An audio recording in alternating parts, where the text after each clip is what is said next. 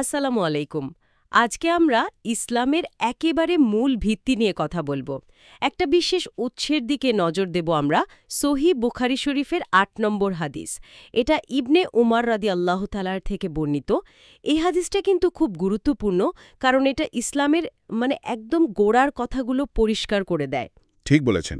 আর এই সুযোগে একটু বলে রাখি, হাদিস হল নবী মোহাম্মদ সাল্লাল্লাহু আলাইহি ওয়াসাল্লাম, মানে আল্লাহর শান্তি ও রহমত তার উপর বর্ষিত হোক, তার কথা, কাজ বা অনুমোদনের বিবরণ। আর সহিহ বুখারী তো হলো সবচেয়ে নির্ভরযোগ্য হাদিস গ্রন্থগুলোর একটা। আমরা খুবই শক্ত একটা ভিত্তির উপর দাঁড়িয়ে কথা বলছি। একদম। তো এই হাদিসে আল্লাহর রসুল সাল্লাল্লাহু আলাইহি ওয়াসাল্লাম খুব স্পষ্ট করে বলেছেন যে ইসলামের ভিত্তি হল ৫টা জিনিস। ঠিক। অনেকটা যেমন ধরুন, একটা বিল্ডিংয়ের পিলার থাকে না, যার উপর পুরো বিল্ডিংটা দাঁড়িয়ে থাকে। ঠিক তাই। এই ৫টা হলো সেই পিলার। চলুন তাহলে এই ভিত্তিগুলো কি কি একটু জানা যাক। প্রথমটা হলো সাক্ষ্য দেওয়া যে আল্লাহ ছাড়া আর কোনো উপাস্য নেই, এবং মোহাম্মদ সাল্লাল্লাহু আলাইহি ওয়াসাল্লাম আল্লাহর রসুল। এই দুটো অংশ মিলেই হলো প্রথম স্তম্ভ, শাহাদা। হ্যাঁ, শাহাদা। এটা তো শুধু মুখে বললেই হয় না, তাই না? না না, এটা আসলে ইসলামের প্রবেশদ্বার। এর মূল নির্যাসটাই এখানে। প্রথম অংশটা হলো তৌহিদ, মানে আল্লাহর একত্ববাদ।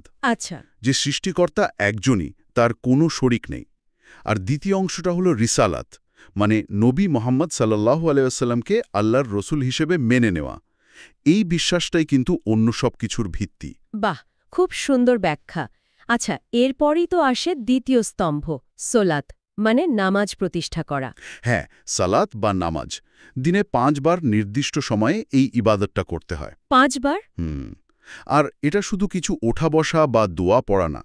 এটা হলো স্রষ্টার সাথে বান্দার সরাসরি একটা যোগাযোগ সূত্র। সরাসরি সংযোগ। একদম। এটা মানুষকে শৃঙ্খলা শেখায়, সময়মতো কাজ করা শেখায়, আর সব সময় আল্লাহকে মনে রাখার অভ্যাস তৈরি করে। দিনের বিভিন্ন সময়ে এই নামাজ জীবনের একটা ছন্দ তৈরি করে দেয়। খুবই গুরুত্বপূর্ণ বিষয়। আচ্ছা, ৩ নম্বর স্তম্ভটা হল জাকাত দেওয়া। এটা কি এক ধরনের বাধ্যতামূলক দান? ঠিক ধরেছেন। জাকাত হল নিজের যে সম্পদ আছে তার একটা নির্দিষ্ট অংশ, সাধারণত ২.৫%, যারা অভাবী তাদের মধ্যে বিতরণ করা। ২.৫%? হ্যাঁ, এটা কিন্তু শুধু দান নয়, এর মাধ্যমে নিজের সম্পদটাকেও পবিত্র করা হয়। আবার সমাজে একটা অর্থনৈতিক ভারসাম্য আনারও চেষ্টা করা হয়। এটা একটা সামাজিক দায়িত্বও বটে। ও আচ্ছা, একদিকে নিজের উপকার, অন্যদিকে সমাজেরও। ঠিক তাই। সামাজিক দায়িত্ববোধের একটা বড় প্রকাশ হল জাকাত। আচ্ছা, চতুর্থ স্তম্ভটা হলো হজ পালন করা, মক্কায় গিয়ে কাবা শরীফে তীর্থযাত্রা করা। হ্যাঁ, হজ। এটা অবশ্য সবার জন্য না।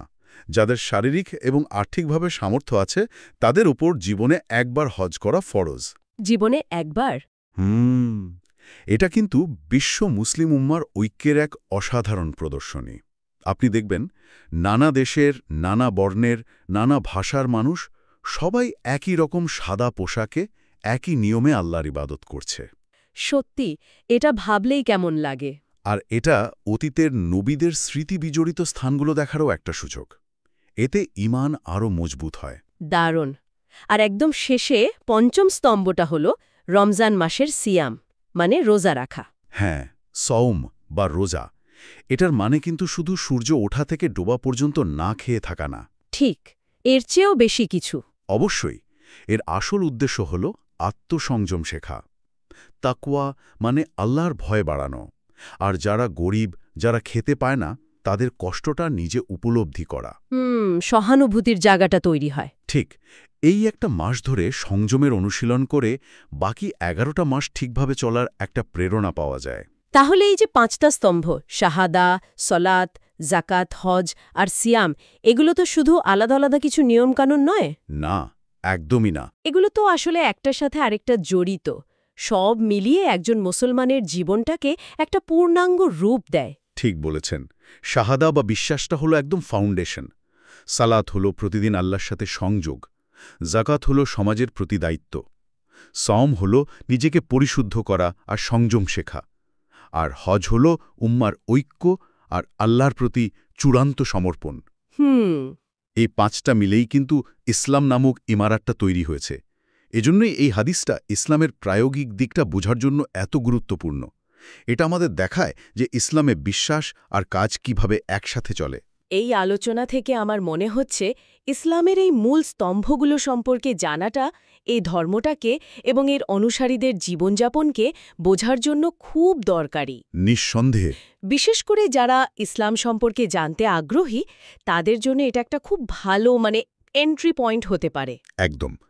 এই ভিত্তিগুলো জানা থাকলে ইসলামের যে বৃহত্তর চিত্র সেটা বোঝা অনেক সহজ হয়ে যায়।